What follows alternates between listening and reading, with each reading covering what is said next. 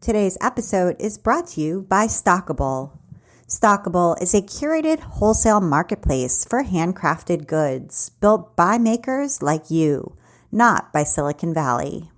They've got convenient features like risk-free net 60 buyer terms without the hefty commissions, and orders are always paid within 3 days, so you don't have to worry about cash flow.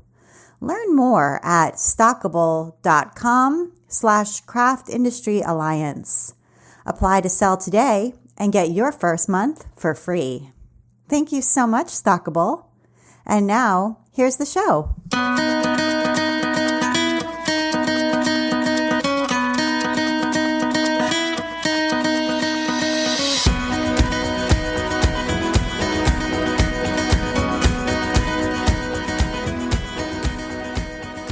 Welcome to episode 167 of the Craft Industry Alliance podcast. I'm Abby Glassenberg. Craft Industry Alliance is a community for craft professionals where you can strengthen your creative business, stay up to date on industry news, and build connections within our supportive trade association. Check it out at craftindustrｙalliance.org. Today on the show, we're talking about fabric design and illustration with my guest, Heather Ross. Author and artist Heather Ross has won fame exploring themes of resourceful and creative living, the natural world, and handmade. Best known for her collectible fabric designs and books that appeal to the handmade and craft markets, she also hosts a wildly popular series of craft retreats held across the country. Heather's critically acclaimed memoir, How to Catch a Frog, chronicles her childhood spent in a remote corner of Vermont, in a wilderness setting that remains a major influence on her creative work. She's also a celebrated illustrator of numerous children's books, including the best-selling Crafty Chloe series, winner of Kirkus Star. Heather Ross was a regular guest on the Martha Stewart Show and one of the most viewed artists featured on the how-to video channel Creative Bug.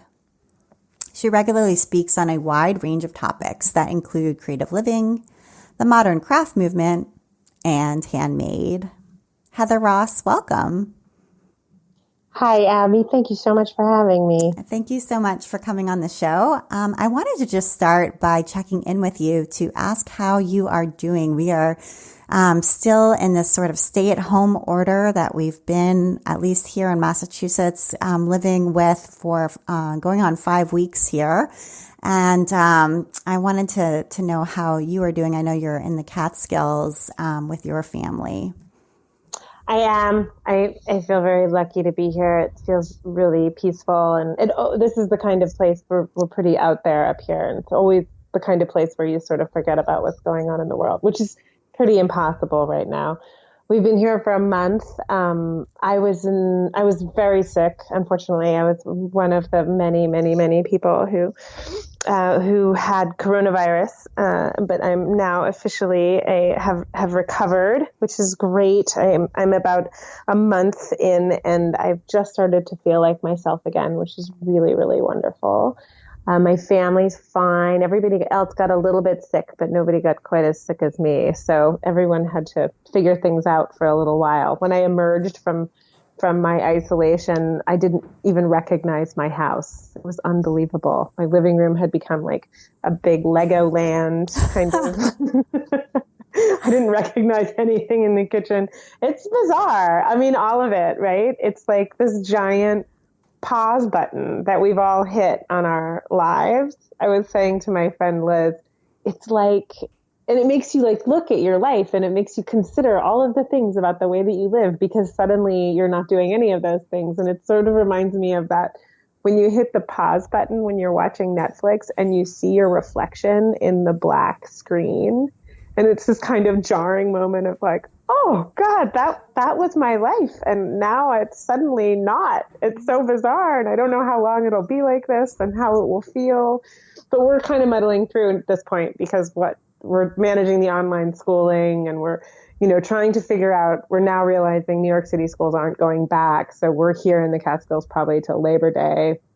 We've lent our house out to medical workers. And we're staying up here for the foreseeable. And now we sort of have to figure out, oh, okay, we need a routine. Like, this is our life now. We can't just, lie in bed eating potato chips with this attitude of like, oh, it's quarantine. All rules are off. Now we're trying to rein it in a little bit. Right. Right. Yeah. Well, I'm really glad that you are recovered, and I can hear in your voice that your energy is back, and I'm so glad. So thank you. Yeah. And it sounds like you have a good place to be with your family. So that's heartening to hear. And, so I want to talk about a lot of things with you. And first, though, I would love to just very quickly, if you will indulge us, just to trace your career for people who are a little bit less familiar with kind of the journey that you've been on business-wise that's brought you to where you are. I think most people know that you're a fabric designer with Wyndham and you illustrate books, but maybe they don't necessarily know kind of where you were in the late 1990s with your business. So if you can kind of take us back to the monkey days and how you came to start that business, that would be a great beginning. Sure. Oh my gosh, so much that is getting very blurry in my mind these days. But let's see. So I was living in Humboldt County in Northern California. And I had spent, up until that point, I'd spent most of my life in Vermont, a little bit of time in Mexico. And I was living in Northern California. I'd been working as a wilderness guide. My only real skills at the time were outdoor living, which I loved, and I loved that job, but I had always wanted to do something creative. My mom was an artist, so I grew up in a house that was like full of, craziness and arts and lots and lots of art supplies, lots and lots of odds and ends from all over the world, and not a lot of other stuff to do. I grew up in a really remote situation, so there weren't a lot of other kids around. I had a twin sister, and in the summertime we had cousins around, but for the most part we were pretty isolated. So there was a lot of sort of resourcefulness that had to come into play. We had a lot of animals and a lot of land, but not a lot of toys or books, so we made what we needed, sort of very, very crafty from a very, very, very early age, my sister and I both. And so that was always a very core to who I was and what I was. But my interests in my 20s were had much more to do with wilderness and backpacking and mountaineering. And I loved horseback riding. I did a lot of work with horses, and all of that was super fun, but I was getting kind of burnt out on sleeping on the ground 100 nights out of the year and always being away on trips and sort of, I wanted to be a little more part of society. I think I was pretty social, so I was getting a little old, and I was living in a pretty isolating situation. I was living in this like one room, a cabin, although it was missing like a whole wall, so it wasn't really a cabin, in the hills outside of Arcata, California, with my boyfriend, and it was funky. We had like a little bit of solar. We had a big bear problem. We had this bear that would like come into our cabin while we were sleeping and like rip open our Sunfrost, our solar refrigerator. It was a very disorganized life, and I remember thinking, like, I just can't spend my whole day trying to keep the fire going and the bear away. And I just need something else. I need like something going on in my life. And so I talked to my dad, and my dad's been in tech since he's like the old guy in tech. He like wrote some of the early Apple manuals. And he said, listen, I really respect the way you're living, but at the end of the day, when you choose that lifestyle, it's just, for women, it's like manual labor. It's like, I want you to find like a little studio space or like a little office in town. And I want you to let me send you a computer, because the whole world is moving towards the internet and email. And I remember telling him like, oh, it's just a fad. Like, email is not going to stick. And I couldn't even imagine what purpose the internet could serve. Like, that was so confusing to me. I remember the first time going online and finding some random person who was able to spin wool for me, and thinking, oh, okay, that's a miracle. But it was literally like looking at a phone book online. It wasn't, there was nothing, it was no substance yet. It was very early days. So he sent me a Mac FX or F. Oh my gosh, was it FX or F2? It was one of these sort of it was an older machine by then, but it had been kind of an early graphics computer. And I rented a garage for like $100 a month from my friend. And I moved into this little garage. It wasn't heated. But it was in Humboldt County. I mean, it got cold, but it didn't get like super cold. It wasn't like Vermont cold. And so I set up this little computer and I started learning Photoshop. That was he got me a little Wacom, one of the old gray digitizers. And I'd always been really into sewing, and my mom had always had all of these crazy old fabrics around. I always loved printed fabrics and textiles. I was really obsessed with them. So I started teaching myself how to design fabrics. And I knew that if I used Photoshop, then I could get those designs printed onto fabric. Somebody had taught me a little bit about what that process was like and how Photoshop was used and channels, and this really specific type of using Photoshop that is sort of the same process that you use for screen printing a t-shirt, where you're like each color is sort of a solid, kind of like layers, but a little different. So I spent a ton of time. I developed like 6 fabric prints, and I sent those files to a place in San Francisco, a really lovely woman, a company called Zoo Inc. She printed a couple 100 yards for me total, and she nailed the color. Like she got this perfect robin's egg blue and this perfect bright sunny orange that wasn't muddy at all, and this apple green. And I remember having this phone conversation with her because I couldn't get those colors to print. I could kind of get them with paint. But I remember in the end, we had this amazing conversation where I said, the color of like a clementine. And she said, yes, I know. And I said, the color of a Granny Smith apple. She's like, yes. And so it was like almost more, she was trying to achieve a feeling and a brightness that I couldn't really describe to her any other way, because the technology just wasn't there.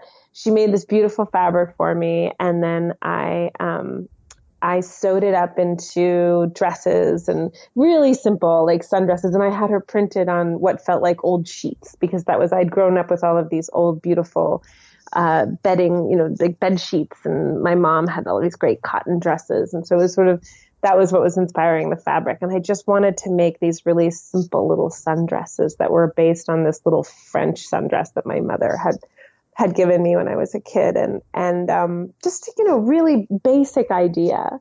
And we made up a bunch of dresses. I think I had someone help me with the sewing. I think my friend Chris helped me with the sewing. And we put together a couple samples, and we went to Kinko's and printed up a bunch of order forms. And I took the title of my car to a local lender, and I said, here's the title of my car. I want to borrow enough money to go to this trade show in New York. And they said, okay. And at that time, there were a number of pretty successful outdoor apparel companies in town. So they understood the model, I think, pretty well. It was an interesting community, a lot of light manufacturing, a lot of support for small businesses like that. Being in California. Also, yeah, Northern California. I mean, this is still in Humboldt County in Arcata.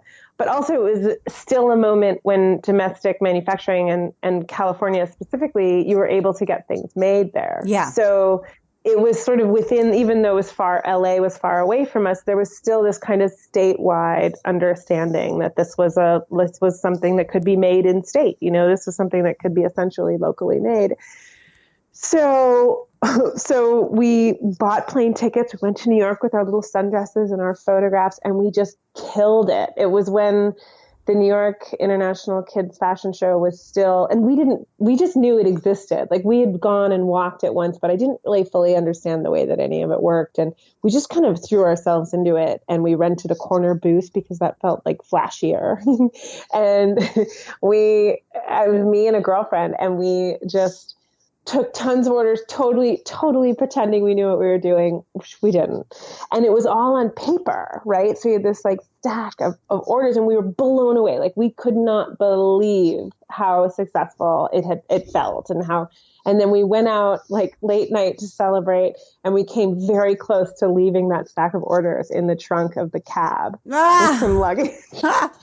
It was like this last minute when you're like, I was running down the street, like pounding on the back of the car. If there hadn't been such terrible traffic, we never would have seen those orders again.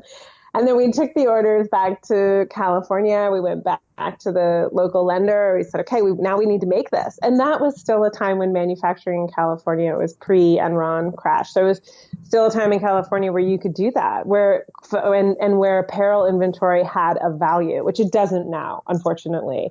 And so, we committed to using a certain amount of local resources, and we committed to a ridiculously high interest rate, and we were in business. And we did that cyclically for 7 years. And it was so hard. I mean, I think by the end of it, Abby, I think I would spend, if I was lucky, 3 or 4 weeks out of the year actually designing fabric and really simple, basic kids' clothes. And the rest of my time went to I was on the phone, I was juggling, and I had no experience. I had no relevant experience. I mean, I knew I was really good at making, designing the fabric, making the sundress, taking the picture of the sundress, putting the file into Photoshop,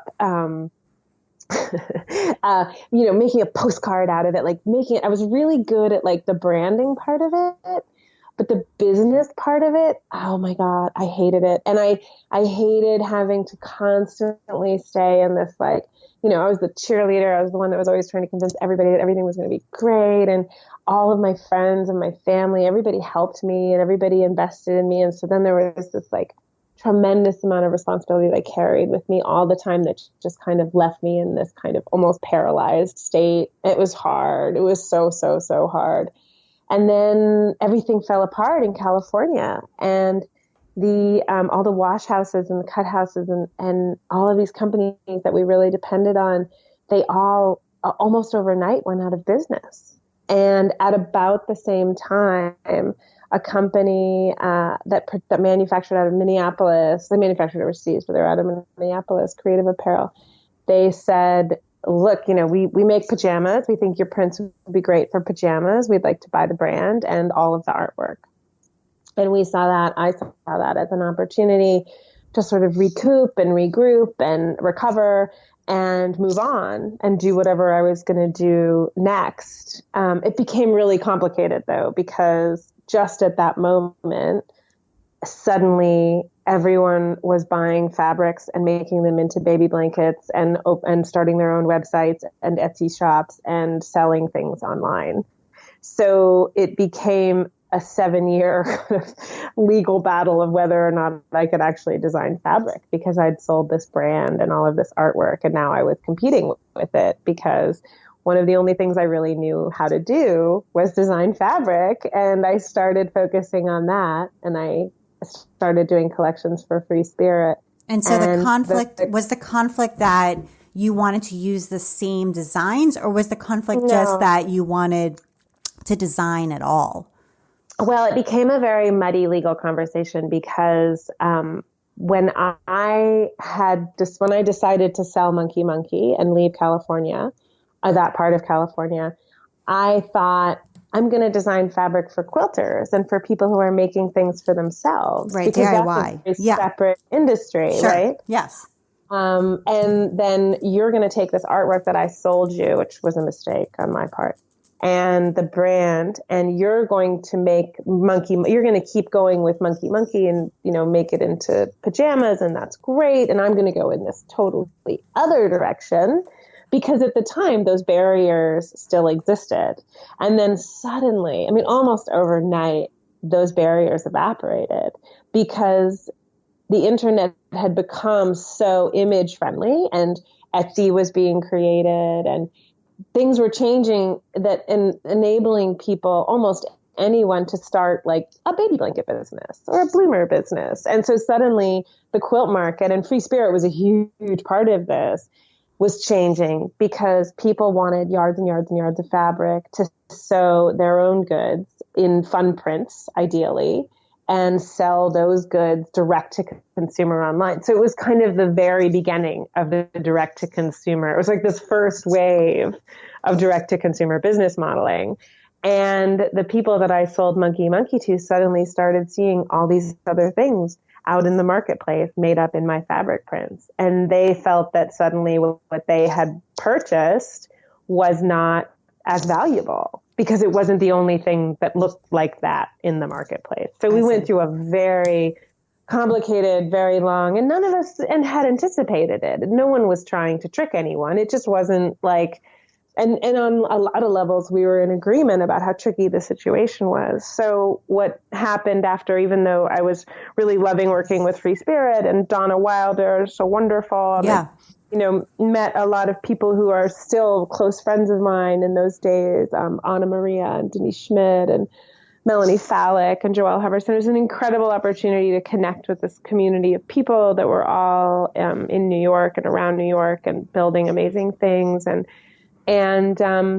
I wrote Weekend Sewing. And I started my blog, and it was so fun. At the same time, I realized I had to stop because the company that owned Monkey Monkey was really upset. So I walked away from designing fabric for a little while, which was so hard because it's always been the thing that I love the most. And at around the same time, I got married and had a baby, and then started doing book illustration. I sort of rebooted as a kids book illustrator and author, thinking that I wouldn't be able to get back into fabric design. So what allowed you to come back? I mean, did they just decide to let it go, or did you have to shift the kind of imagery you were creating, or change fabric companies, or what allowed you to then re-enter this market?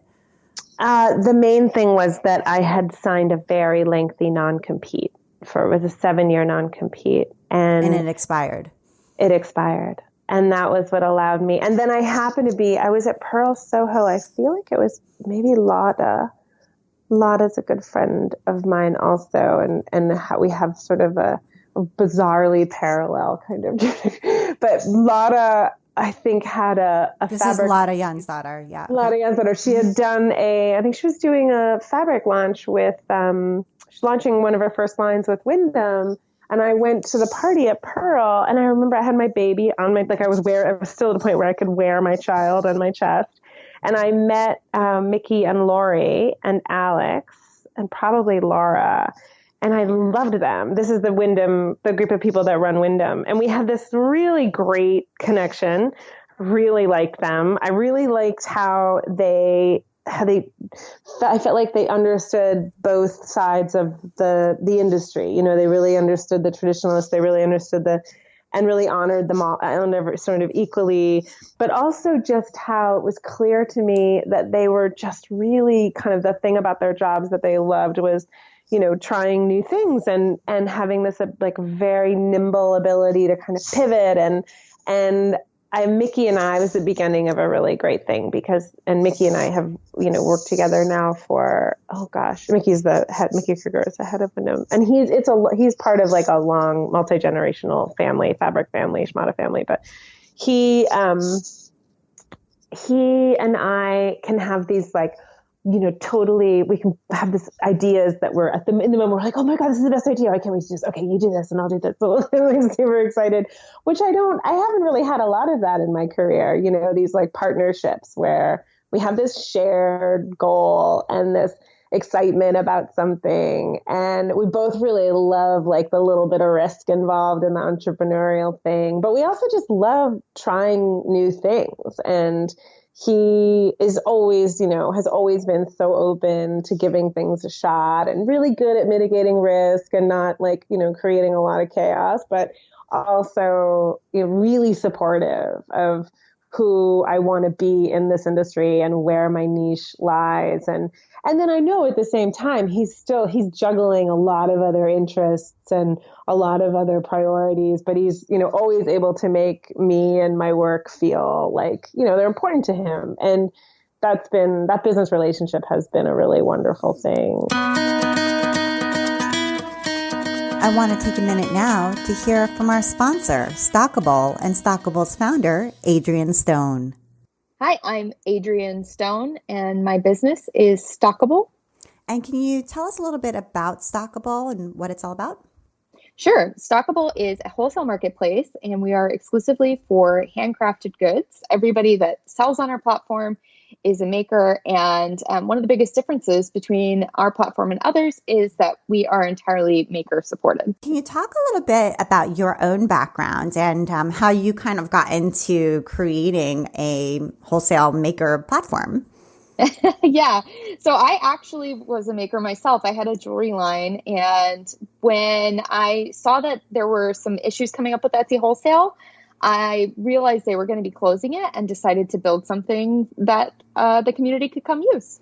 Cool. That's great. So do you have a coupon code that you could offer to our listeners? We sure do. We actually don't have a code, but we do have a link that you can use. So it would be stockable.com/craft industry alliance for a special discount on membership. That's great. And how do you spell Stockabl so people can go check it out? Great question. It's Stockabl. There's no E at the end. Got it. Got it. Okay, great. So go check that out. And thank you so much, Adrienne. Yeah, thank you. Thank you so much, Stockabl. And now back to my conversation with Heather. Yeah, I just wanted to speak to Mickey Kruger's generosity. He's been on this show in the past. People can go back and listen to that episode. And I also just want to say, like, I've had articles specifically. I can think of one last summer when we were talking about the trade tariffs with China. And I literally was like, I have to write this article about trade tariffs. I have no idea really about international trade. This is not my area of expertise, but clearly this is going to impact the crafts industry. I need to learn about this and how it's going to affect fabric. And I called him. He was like, call me. And I called him and he for 45 minutes, he just explained it to me. And I was like, thank you so much. Like I did not understand this and now I totally understand it. And I just am so appreciative. So he's just somebody who does things like that. And it's really generous. So I just wanted to say that. Incredibly generous. He really wants to see other people succeed. And that stands for his designers and his quilt shops and all of the, I mean, he was, I think, raised with that, like, business community mindset that a lot of people just don't have now. And also a really strong understanding of supply chains and just the industry and just when we start something new, he's always like, oh, I know a guy. I know someone who can help us with this. I know someone. And that's so valuable because when you're working the way that I've always worked, which is kind of in this little bit of a silo, it's sort of, my network is other artists, essentially, even though my roots were for a brief time in manufacturing, that was domestic manufacturing, that all imploded. I don't have a vast understanding of the way that international or, global manufacturing works. And he does. But then he also knows the best guy in New Jersey to make your bias tape for you, And when you know those things, when you do know those things, then a world of possibility opens up because you may think something's impossible. And then when you're connected with or partnered with somebody who understands and has these other connections, then you're like, oh, wait, it's not impossible. Actually, it's totally possible if you know the right people. Totally possible. Yeah, anything. But that's the attitude of people that are the best people to do business with is like Mickey and Lori, who are like, anything's possible. Whatever we want to do is possible, which I love. I love that about them. And they're also just very grounded, good people who are always going to put people first and are very philanthropic, not only with their, resources, but with their time. They volunteer. They're just lovely, lovely people. And I love working with them. So let's talk a little bit about that relationship and how it's changed over time. So you've done a lot of collections with Wyndham. And so, just talk about sort of how you have manage those collections, how you've gone about re-releasing collections that have really basically left the market and become really collectible and hard to find. Yeah. And so their resale value is gone, skyrocketed. And people have resold them on eBay for really high prices, and then it's been really hard to find them. And so you've re-released those collections, chosen to do that and sometimes on your own. And anyway, so just talk a little bit about how you've managed your fabric collections over the years. And then we'll talk about what's coming new. Yeah, sure. So, so far, and this could change, but so far, the fabric collections that I've really prioritized in terms of reprinting are the collections that were really released on a very limited basis initially, right? So when I worked with Coca briefly. So I worked with Free Spirit, and then I worked with Coca briefly. And the work that I did for Coca was all printed on a gray decor weight linen. It had never been on quilting cottons. So it was a really obvious thing for me, because for years people had said, we want those prints, but we're not going to pay $40 a yard, and we don't want them on gray linen. We want to quilt with them. And we had done them on double gauze, but Coca didn't want to print my stuff on double gauze anymore. And I'm not even sure why, but they really wanted it on the decor weight. And so I would work in these like incredibly saturated, bright colors and give my art to Japan, to Coca, knowing full well that all those colors would get really muted. And so I just amped them up as much as I could, which was a real driver in terms of developing my palette, because I just never stopped working with those really bright colors. So then when I started working with Wyndham, I was really only able, because I was doing a lot of book illustration and I was writing, and I was also raising my daughter, B, and I wanted to be, present for that. And so I was really only able to give them a new collection every 18 months, every 2 years. And I didn't want to stop. My process is kind of labor intensive. Everything is sketched, and then I'm drawing everything by hand and building the repeats. And it's a pretty laborious process, one that I love, but I couldn't give them 2 collections a year, and that my fabrics were selling well. And Mickey said, the market will absorb more. Like, what else can we give them? People want more. And we said, well, we have these collections that were printed on this gray linen, that would look totally different on quilting cotton, and people would love them. And it'll be it's a different fabric, it's a different weight. And then we also had the Far, Far Away that had been done on my first Far, Far Away collection, which had been done on the double gauze. So we did all of those one at a time on quilting cotton, and we staggered them. So I would do a new collection, and then we would do a reprint. And that was going well, and it was great. And I think Mickey and I feel similarly in the sense that, like, it's exciting to see your older stuff get really, really valuable online. Like, that feels kind of good, even though it doesn't impact us. Like, it feels good. You're like, oh, it's great. But that a lot of the reason that those prices are high is just because there's not much of it out there. And if there was more of it out there, the prices would be lower. And I think Mickey and I have an agreement where price is concerned. We kind of have 2 rules where inventory is like, let's sell out of it so we don't have to discount it. And also let's make it so that everyone can afford it, and to see fabric going for, $100 a yard, you're like, oh, it's cool. But then you're like, but is it? Yeah, it's just kind of an ego. It's like an ego stroke, but beyond that, yeah. But beyond that, I do feel like it's more fun to have everybody able to use it. I was really funny. When I was working on weekend sewing, I went Melanie Fallick, who's a dear friend, and we still do work together. And she lives in this lovely little town in Beacon, upstate New York, on the Hudson River. And I would go up and spend, stretches of days with her, and we work on sewing. And she's never been a huge fan of the like brightly colored kid novelty stuff. We have a similar aesthetic in some ways, but she's always kind of steering me towards something a little more, it was a little more mature, a little more sophisticated, which I like. And she's been a really good impact on my work in that way.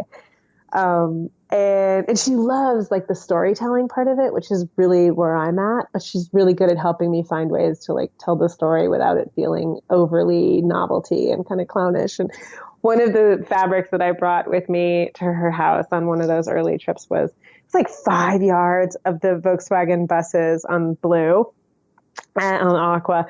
And when I was leaving her house, she's like, I I don't really want to use this in the book, but it's cute. And I said, well, I was living in this really small apartment in New York City at the time. And I said, well, I don't really have room for it. Will you find a use for it? She said, oh, I'm sure I will. So I left her this stack of fabric and thinking also that maybe I would be going back. And anyway, it just ended up in her closet. So like 6 years later, 5 years later, I got this email from someone, and they were desperate for some of this fabric because they had grown up doing these Volkswagen bus trips around the country with their dad. And then their dad had just died and they were making a quilt. And it was this really beautiful story. And they were really hoping that I had even like just like a scrap. And I remembered that fabric, I hadn't had any for years, but I said, I think Melanie Fallick has some of that fabric. And so I connected them on email, and Melanie dug it out, and Melanie called me. She said, I don't know what to do. Should I charge her for it, or should I just give it to her? And I said, do whatever feels right. And I think she just gave it to her. But at the time on eBay, it would have been like $700 for the fabric. Oh my gosh. It was great.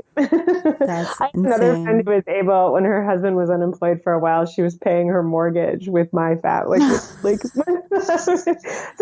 know, I love that. I love that it's special, but I also know that realistically, part of the reason it's so expensive is just because there isn't that much out there, and it's kind of a supply and demand thing. And I think it's more fun to make a bunch more and sell it and sell out of it again. And I just don't see, I don't love the sort of the preciousness about it.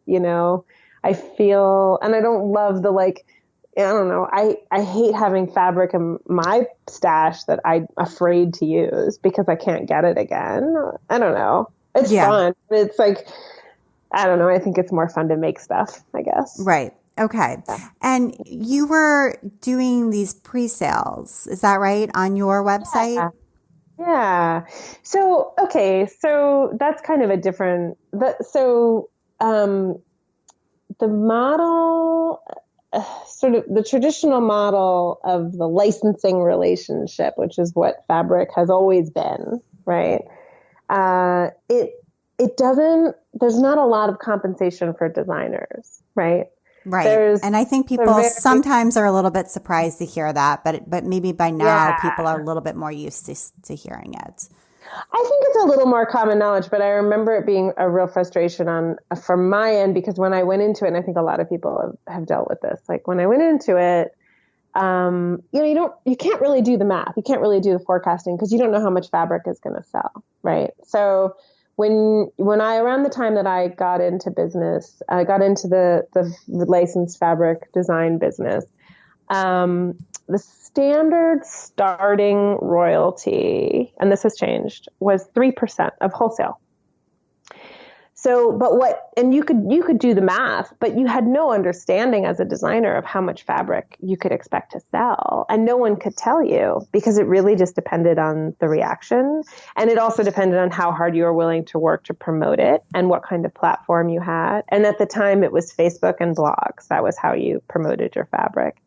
And, so I started a blog and I wrote Weekend Sewing and I designed fabric. And I thought between the three of those things, I should be able to generate a pretty healthy income, right? If I have this fabric line that's doing well and I have, so just for context, a really successful collection, like if you think of like the top, 4 or 5 quilting fabric designers that just off the top of your head, like a strong collection is probably going to be about 60,000 yards of fabric for that whole collection, right? And they'll probably print a little extra and they'll probably end up putting some on clearance. I work really hard to avoid that, but in a lot of cases it's unavoidable. And when something goes on clearance, you're typically not paid a royalty on it. These are all, all of these things are negotiable and they're estimates, but 3% of wholesale. So if you can do the math, more or less, you can guess that the wholesale price of fabric is about a third of the price that you're seeing, the full price that you're seeing in retail shops. And you can put, you can do the math, 3 pennies on the dollar. That's what would go into a designer's hand. And it is not a surprise to me that the people who are willing to work for that amount of money are largely women, because men don't work for free, but for some reason it's okay. And this is so aggravating to me. I mean, I find this is the kind of thing that just it can ruin my whole day if I think about it for too long. For whatever reason, generations of women have been convinced that this is an acceptable compensation for their work, and that what they can expect to gain in the satisfaction of knowing that their artwork is on fabric should be enough. And I can't tell you how many times I have gone to the mats with manufacturers and sales reps and sales executives about how flawed this model is, and how in every other industry, whether it's entertainment or business or whatever it is, these gender equality conversations have been happening now for 20 years, and things are starting to level out. But in our industry, in fabric design, for whatever reason, it is still acceptable and normal in the eyes of many people for these designers, the bulk of whom are women, to be paid almost nothing for something that very few people know how to do. And that, to me, is the thing that needs to end. That, in my mind, on all of the disruption that we're facing right now with the direct-to-consumer models sort of overtaking even online sales, with all of these changes, dramatic changes that I think we can expect to have happen in this industry in the coming years, I think that's something that we all need to pay a lot of attention to. So you've been making some changes yourself for yourself, and you're not the only one, to be clear. I mean, there are other designers out there who are working in their own way for their own career to make this change happen. And people are sort of hacking away at it with different strategies. And to different levels of success. But I would love to hear what you're doing, because I think you've got some things rolling that are really interesting. Yeah, I know. I wish I could talk like ad nauseum at length about everything I'm doing, but we're still, and given especially what's happened in the last few weeks, it's still really forming. So I don't want to make a lot of promises that I can't keep or give away secrets that belong to other people. But I can say this, and let me just clarify that to your question about pre-sales. When my conversations with Wyndham became, so constant, my conversations about compensation and about feeling like the model just wasn't working for me financially, and so much was expected of me, because now these, that model, that 3% model, that was based on the fabric manufacturer taking all the responsibility to promote and market a collection. But now a lot of that work is on the designer. It's whether you have an Instagram following and whether you have an ability to make beautiful things out of the fabrics and promote those beautiful things and convince the stores. I mean, you're doing a lot of that work. The percentage of work that goes into managing my fabric collections is not at all limited to just design. You're doing a lot. And so now the artist is a marketing partner. And that percentage, that 3% has dropped for most people. Right. And for most people, most entry-level designers are making a fraction of that. It's now. More like 1%. It's more like It's more like 1. And they're doing more than ever. And even in my situation, so I design the fabrics and then I make the samples. Then I photograph and lay out and publish the lookbook. I mean, we're talking about a tremendous amount of work and a tremendous amount of time away from my family and time away from other income generating things. But without those things, without doing those things, everyone suffers. The collection suffers, the stores. And I'm also, as we discussed earlier, you and I'm serving more than one market. I have to think about what the online stores need. I have to think about what the retail stores need. I have to think about what the traditional shops need. I have to think about what the sales reps need. I am managing all of that, and I'm not necessarily being paid for any of that. That's just coming out of my day. So one of the things that Wyndham and I were able to decide, because it was, to change the pricing on just my fabrics to accommodate a higher royalty, like how do you even solve that if I'm the one designer who's like, hey, this isn't fair? And not that I am the one designer, but I was fighting hard. And so what we came up with was, okay, so I have this platform, I have this following, I have the ability to package my work in this really, unique way. I'm going to be a retailer. So for the last few years, I've been retailing my own fabrics. And because I don't have a warehouse and I don't have, a consistent, and my online store is not full time, I'm going to do it on a pre-sale basis, and I'm going to offer my customers something like a little special, a little studio designed something or other. And that's how I'm going to generate income as a fabric designer. So at first it worked pretty well, but what evolved, and everything does in business, is I was competing not only with my retail customers, but with myself. and there wasn't any real benefit in me selling these fabrics directly. That came, like, I wasn't in a better position because I was the designer. Do you know what I mean? I was basically just another retailer of these fabrics. Finally, this fall, we just got to a place where we said, okay, this isn't working for anybody. Like, this is just silly, and I need to rethink this. And so what we've decided to do is I'm going to continue to retail fabrics, and I'm going to sell them direct to the consumer, which is the way that I was doing the pre-sales. But it's going to be a more fleshed out kind of thing. I think now we're looking at 2021 as being when this is all happening. And I'm going to offer a different type of fabric and a subtly different type of print. And what I'm hoping is that I can create a separate channel, a separate stream of business for myself that will not compete so directly with the retail stores, but that will offer my existing customer and maybe some new customers some new products that they'll use in ways that they're not able to accomplish with the quilting cottons.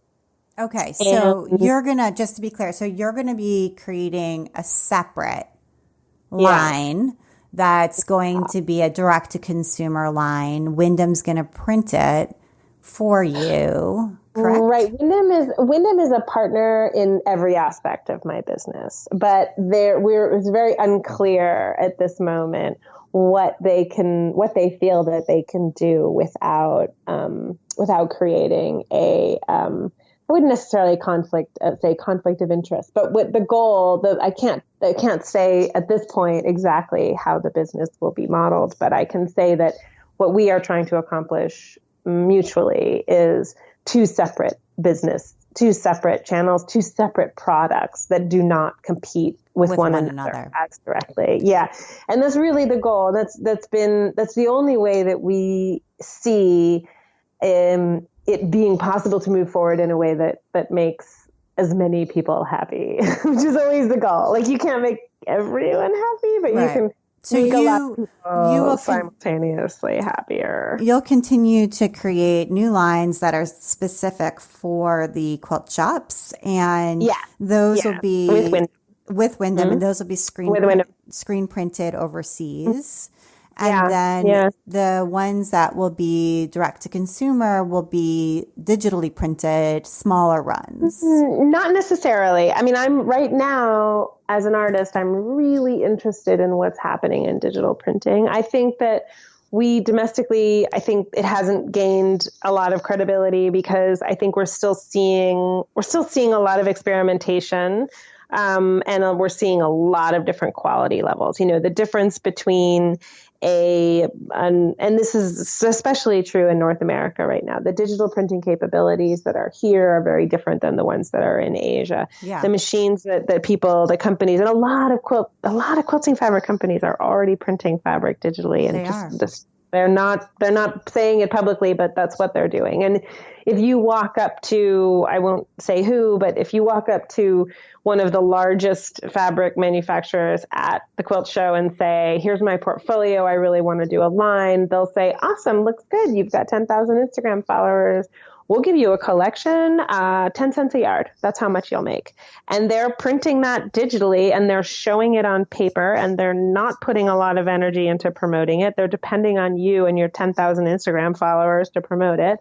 And it's a little bit of a sham in my mind because it feels to me like the partnership, the value that they're supposed to be adding and helping you to build your brand and helping you, they're not really taking responsibility for that at that level. Whereas, the screen printed fabrics, when they commit to you, they're committing to a huge investment. They're printing, 3,000 to 5,000 yards of each of those prints, and they're invested. They're going to work their butts off to sell that, and they're going to do what they can to get your name and your sales card on top of that very tall stack of fabrics that sales reps are showing that, this is very saturated market. It's a lot of designers. So really you're doing all the work and you're not getting a lot of return. And then I would also say that, because we've all watched those technologies develop over the last decade or so, we've seen the good stuff and we've seen the stuff that maybe didn't come out of the wash that well, or maybe the fabric underneath it, like the quality just wasn't there. And even though the ink looks good, it's not our like amazing soft quilting cotton that we want. And you can't get much past this consumer because, and I'm one of these consumers, we are so sensitive, not just to color and design and texture, but to the feel of it. Yeah, because this is a premium product, and so you're after a premium consumer. Yeah, and we know the difference, and I think I think that one of the reasons that it's possible to sell a ton of Wyndham quilting fabric or Free Spirit, when I was working with them, people knew what to expect in terms of the quality of the fabric. So to come into the market with like a brand new line right now, you don't have that decades of credibility behind you. Right. Which brings us, I think that brings us to the situation that I want to talk about next, which is around what's happening right now, meaning the COVID-19 crisis and people being quarantined in their homes or being on stay-at-home orders, and sort of this coming right in March, right before spring market, right before the new fabric releases were about to launch, right? So it really change the way this next cycle is taking place and sort of hurting the old way of seeing those fabrics and favoring maybe those shops that were set up for e-commerce. So I wondered if you have thoughts to share about what is happening right now and maybe what the long-term ramifications might be for that system of sales reps, et cetera, that was in place.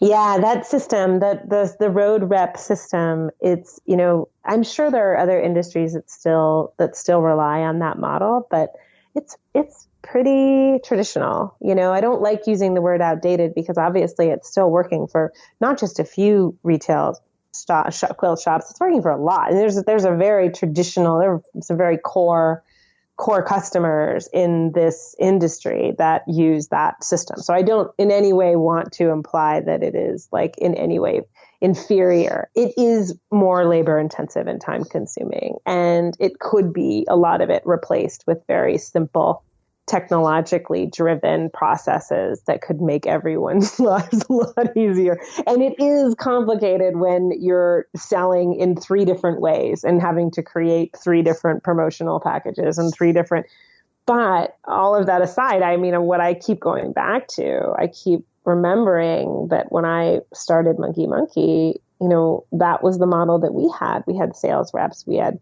We had samples. I mean, it was really similar. People getting in their cars and driving to shops where the person that, this is like pre, big online retailer. This is like Baby Gap was the biggest threat to my customers when I had Monkey Monkey, when it was a kids clothing store. So my reps would go in. It was very frequently like the owner of the shop was working behind the counter. It was little kids clothing shops in every small town in America that, had been around for decades. They placed an order based on what they saw, and that was the way it worked. And even if you wanted, as a designer, as a manufacturer, even if I wanted to send photographs of my collection to someone, very few people could open a photo in email in 1999. We were still 7 years away from smartphones. It was complicated. And when we were signing up a new customer, one of the things we would say was, do you have email? How often do you check your email? Can I send you images over email? I mean, and now it's really hard to imagine, but that's what it was like. And then 9/11 happened. And this trade show that we went to twice a year, that we physically wrote the bulk of our sales in these 2 4-day periods, one in the fall, one in the spring, totally depended on it. It meant our whole year. It was basically what the quilt market was, 10 years ago. And we depended on those. I mean, that was so important. Everything, all of the stress and preparation and chaos, was all about these trade shows. So the trade show was only 3 weeks or 4 weeks after September 11th. And we were convinced to go, and we wanted to go because we didn't know how else to reach our customers. And we had a few that we could send images to, but not very many. And producing a print catalog was more expensive than going to a trade show, right? So I remember flying into New York City. This was like 4 weeks after September 11th. I was still living in California. And I remember looking down at Lower Manhattan from the plane, and everything below 14th Street was still dark except for these big stadium lights that they had over the 9/11 site. And it was still this massive, gaping, smoking hole. And I thought, there are not going to be any customers. I mean, I thought a lot of things, but one of the things I thought was, we're not going to see anybody. We're not going to write any orders. And we didn't. It was a huge loss. And so we had to come home, and in order to make payroll and to go back to the bank with orders, we had to figure out how to reach our customers. And we would get on the phone with them and teach them how to open JPEGs. And the retail stores that figured it out stayed in business, and the ones that didn't were done. And many of them were ready to go. I mean, there had been pressures on them outside of that for a long time. Retail was changing really dramatically. And now it's changing again, right now in this market, sure, sales reps are working their butts off finding ways to reach their customers, but most people are going to learn about these collections on the Instagram accounts of the designers who did them. Like I just saw Malibu on your Instagram. Yeah. I mean, I think, I was excited to go. I love Pittsburgh. It's one of my favorite cities. I love that place.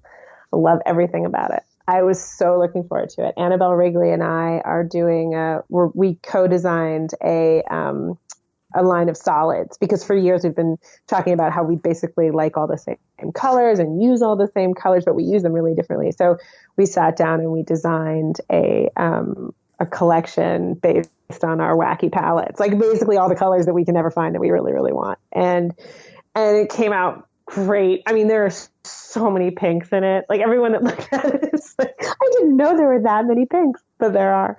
And we were planning a really fun launch for that in Pittsburgh, and we were close friends, and our daughters are close friends, and we were really looking forward to spending that time together. I mean, there is so much value to that feel, that sense of community. I love hanging out with the Wyndham folks and watching them work so hard. And it's fun, you don't get to, and I love meeting my customers, but from a business perspective, is quilt market relevant in terms of numbers and anymore? No, not at all. It hasn't been for a long time, And my feeling is that once we go through this cycle of, road reps not being able to go on the road, and, fabric companies not going to spring quilt market, and everybody survives, and it becomes difficult to prove that you need that system anymore. It just I mean, it's fun for sure. And there's value to it for sure. But,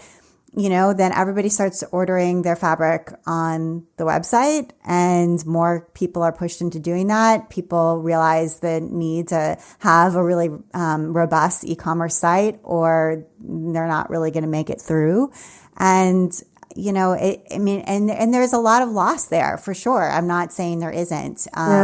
But it does change. I think we're at a pivot point, an inflection point, and it does become hard for people to say, okay, it's spring, 2021. Do we really need to go anymore? Yeah. Well, I'm looking at, we're up here in the woods. My daughter's doing online schooling. The first couple of days were heartbreaking, because her school in the city, they're like every other school is trying to figure it out and invent the process. But human beings are so adaptable. We are survivors. We are thinkers. We're problem solvers. We're resourceful. We're going to figure out a way. And she has figured out a way. She has just, become this like incredibly independent minded. She takes full ownership over it. It's so impressive. Yesterday we were on an Easter Zoom with my husband's family and she was the one that was showing us like how to do things on Zoom. And I could hear like a little frustration in her voice, like, oh, why is it taking you people so long to figure this out? And I loved it. It was great. And it feels like we're all finding new ways to accomplish everything that we want to do because that is such a part of the human spirit. We're going to figure it out. And my hope is that these stores who are really attached and love this wonderful relationships that they have with these reps and this these reps it's commendable. They understand these customers so well because they see the towns they're in. They see who their customers are. They see what else is in their shop. They have an incredible ability to sell them fabric.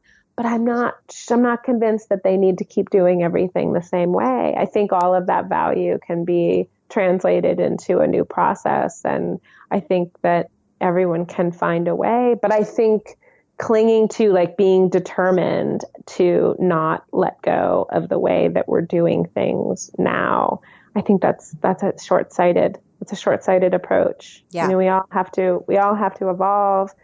And there's this really, really beautiful, do you listen to the New York Times, The Daily? I have listened to it. I don't listen to it every day, but I have listened to it.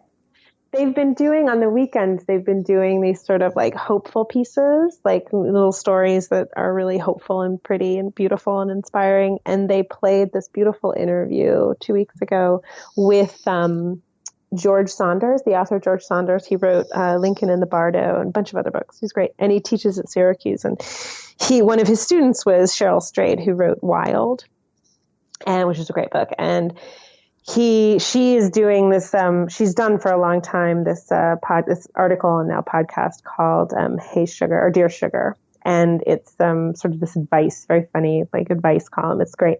And she's doing a special series because of coronavirus. She's doing a special series with writers and asking them for perspectives. And so she interviews George Saunders, who's this really brilliant, creative mind. And he made the most beautiful metaphor. And I just keep thinking about it so much. He said, yes, this is misery. And this is misery for so many of us. But there is always misery somewhere in the world. There is always something of this caliber happening to someone. And instead of trying to find this static, consistent place where nothing happens, we need to all think of ourselves as living our lives on the back of a sleeping tiger. And I loved that. And I think about that where my business is concerned. I think about that where my parenting style is concerned.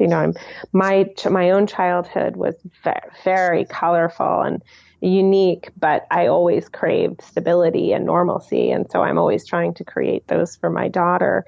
And when I heard that, I thought, oh yeah, no, we shouldn't be bringing kids up to expect to be protected and to expect nothing to ever change. We need to train them like the little tiger jockeys they are. We've put them onto this world that will always change in really unexpected ways. And I think about it from a business perspective. I think about how, we need to be ready to pivot all the time. The world is changing at this really amplified pace. We all need to be able to react and respond and to hold on to something that isn't working anymore.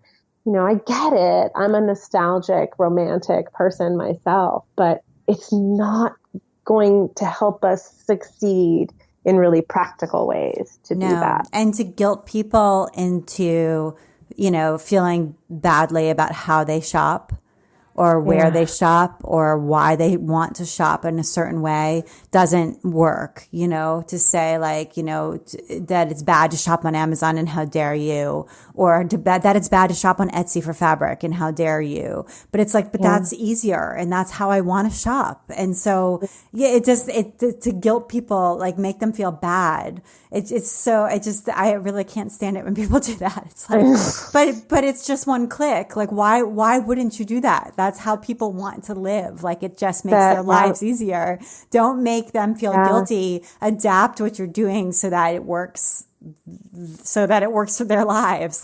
Solve their problem.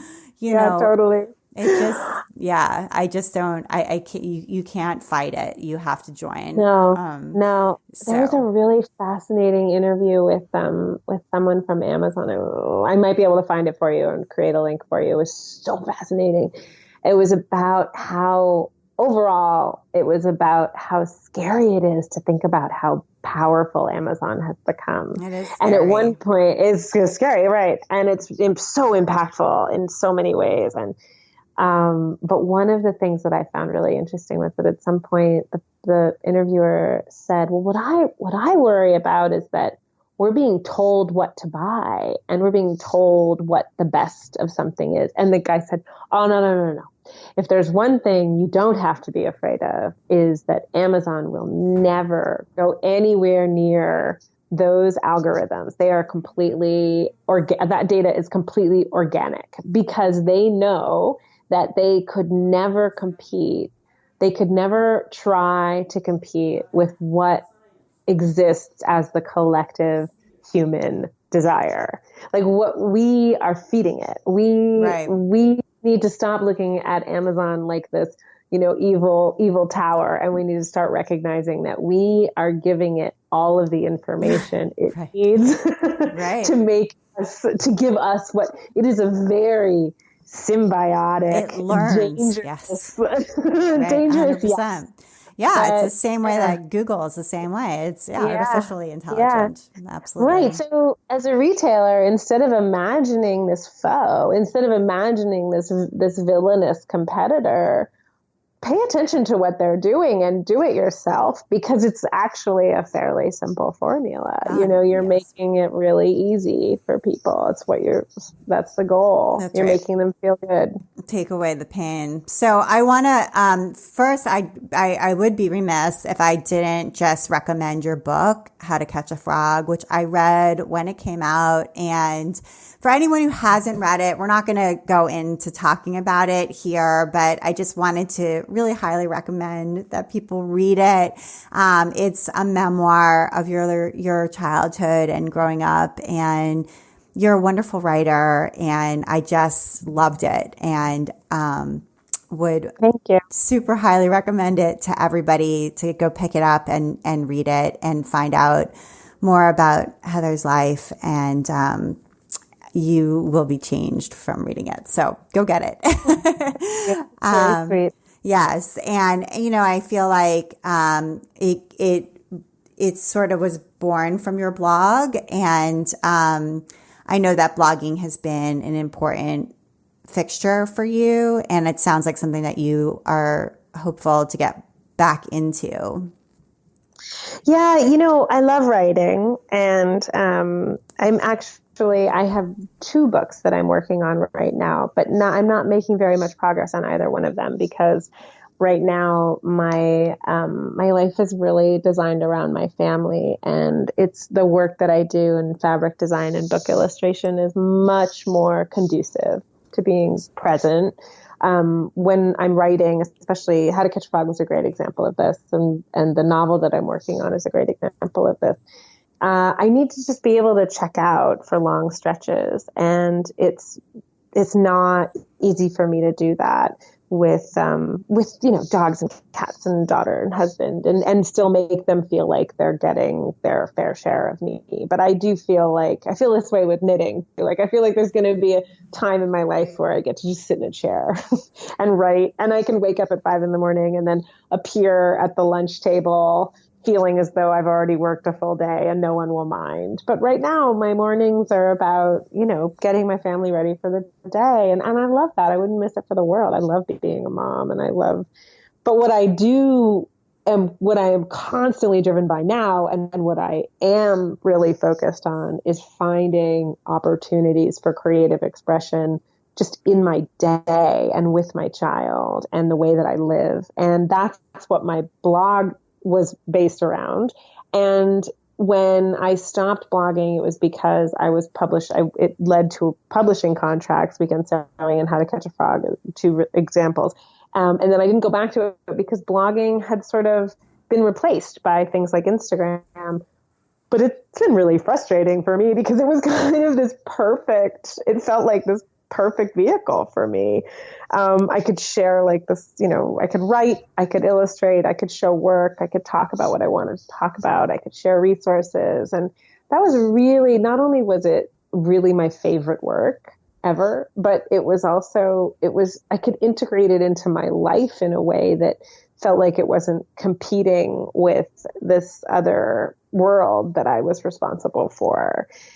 And yet I finished my day. My friend Alexandra said this really beautifully. She said, she had 3 tiny children at the time and had given up this very, very impressive career to be a stay-at-home mom. And she said, she's quilting. She was just starting. And she said, I don't even care what it looks like at the end of the day.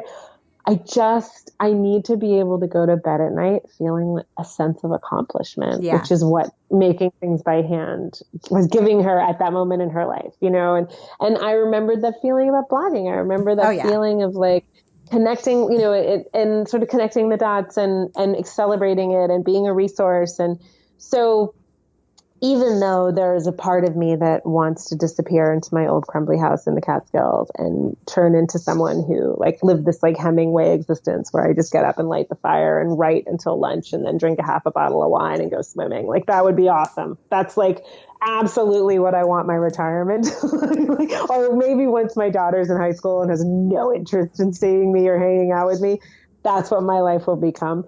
But right now, what I'm trying to build in my business, and Melanie Fallick, who's a dear friend and such a teacher of mine and a mentor, I've asked her to partner with me in this effort. And I've corralled the incredible Brooke Hallowell Reynolds of Inchmark and Martha Stewart and Pearl Soho fame to help me to restructure, sort of reformat my business, my website into something that acts as a vehicle for that kind of work, that Resources for Creative Living platform, because to me, it feels like exactly what the world needs and exactly what I want to be doing.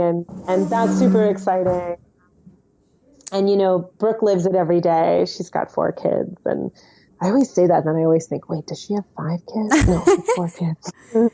We're good friends, but she's been in LA for so long that we only really see each other online. Brooke is incredibly talented, very pragmatic, but she lives it.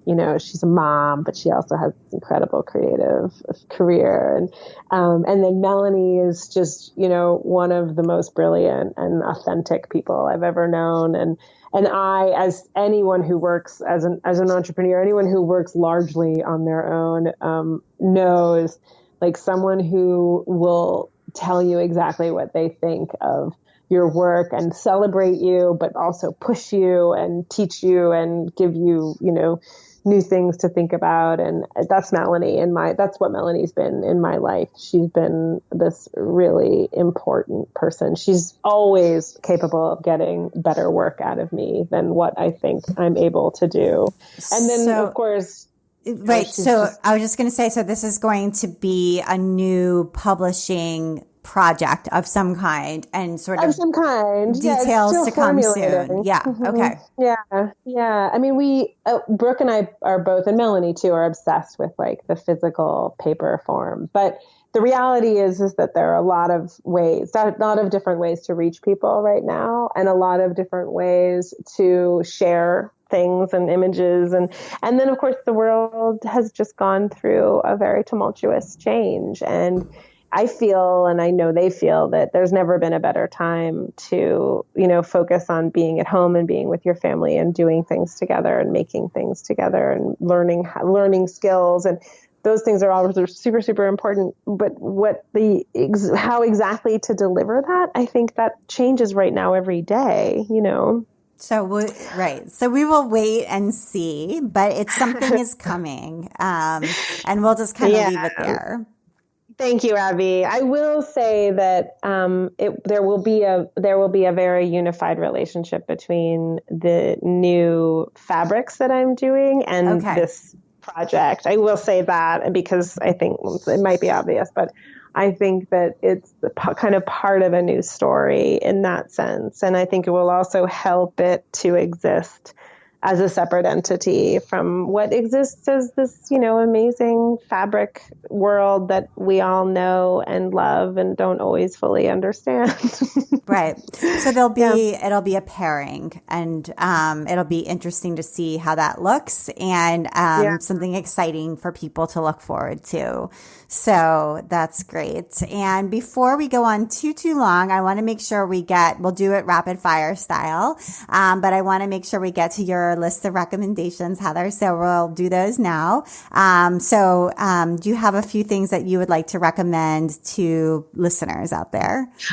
I absolutely do. One of them was actually the George Saunders interview, but I'm gonna go a little further and say that I'm personally deriving a tremendous amount of inspiration and peace from the Dear Sugar podcast from Cheryl Strayed, who's the author of Wild. It's wonderful. It's a really nice respite from everything that's happening. Okay.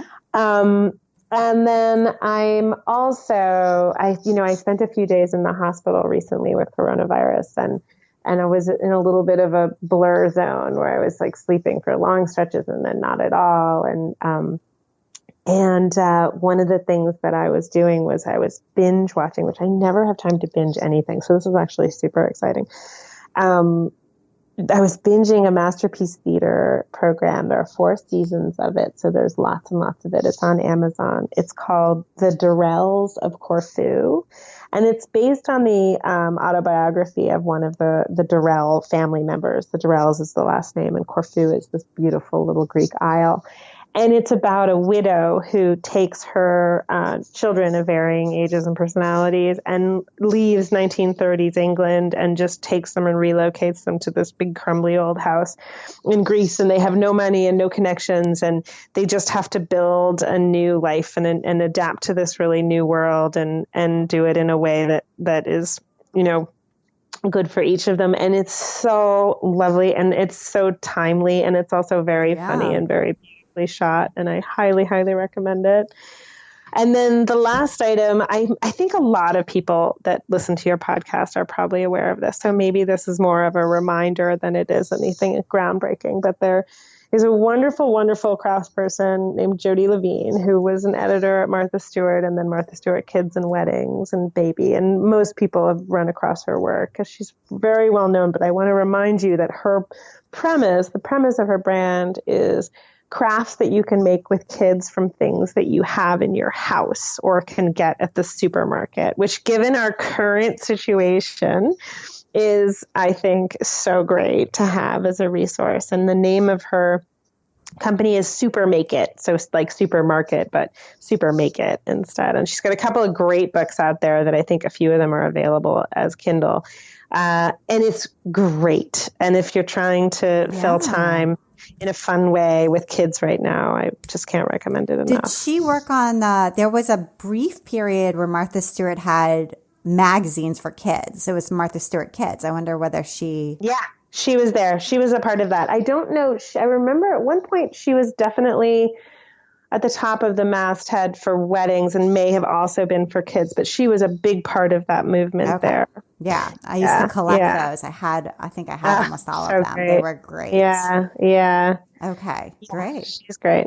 Yeah. Awesome. Thank you. Great recommendations. I will link to those in the show notes. And Heather, this has been really good. And, really I don't know, informative and interesting, lots of meaty things to think about while we are all stuck at home. And so lots of good stuff. So thank you very much for taking the time to be on the podcast. Oh, thank you for having me. It's been so much fun.